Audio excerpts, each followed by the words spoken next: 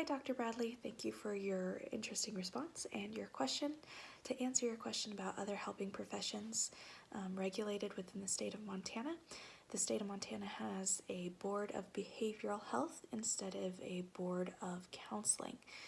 So under that board of behavioral health, other helping professions such as LACs, licensed addiction counselors, or LCSWs, licensed clinical social workers, are under that umbrella of regulation. It does differ based on the profession itself, but still under the Board of Behavioral Health for Montana. So there are some similarities there.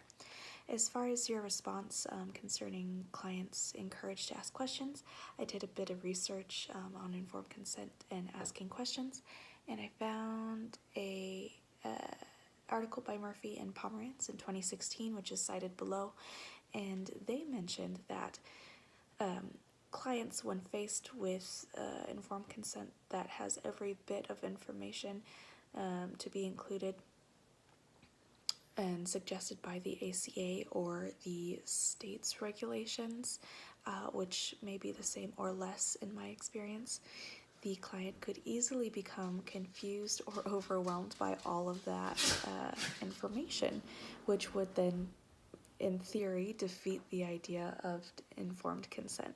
So I thought that was interesting, and it makes perfect sense that clients would then be encouraged to ask questions about things they don't understand or things that didn't come up in informed consent. Perhaps it would be up to the client to ask what would happen if their counselor were to pass away while they were still in a counseling relationship.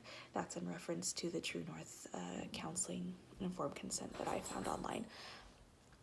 So it makes sense that the client would be responsible for asking some questions, as it would be most beneficial to the client in understanding informed consent.